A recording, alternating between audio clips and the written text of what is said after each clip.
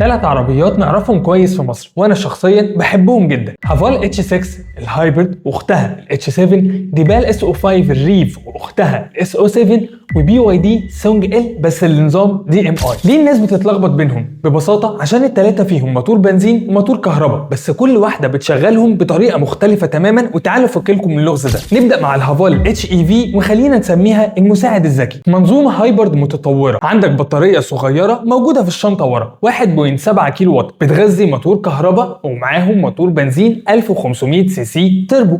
السر بقى كله في المنظومه دي في فتيس اسمه دي اتش تي. المنظومه دي بتشتغل ازاي؟ طول ما انت ماشي بالراحه الكهرباء هي اللي ممشيك، اول لما تحتاج عزم او سرعه او البطاريه الصغيره دي تبدا تفضى، الموتور البنزين بيصحى فورا ويشارك لا اما في شحن البطاريه عن طريق التاندوم مود، وتبقى حاجه شبه الريف شويه، او في تحريك العربيه في نظام بارلل مود، وساعتها العربيه هي اللي بتقرر هتعمل ده ولا ده. بسبب بقى البطاريه الصغيره اللي ما تقدرش تمشيك مسافات طويله دي، تقدر تقول ان هي عربيه بنزين بس فيها منظومه كهرباء قويه بتشيل عنها الحمل وبتوفر معاك في الاستهلاك. ندخل على الديبال الريف، كهرباء بس بمولد خاص. هنا بقى احنا بنتكلم عن بطاريه كبيره 27.5 كيلو وات، شبه شويه عربيات الكهرباء الصرف، وحتى موجودة بين قاعدتين العجلات. وموتور الكهرباء هنا هو الملك وهو الوحيد اللي واصل بالعجل، موجود كمان بالمناسبة على المحور الخلفي. طب وموتور البنزين هنا لازمته ايه؟ ده قاعد باشا تحت الكبوت قدام، مش واصل بأي أجزاء ميكانيكية بالعجل،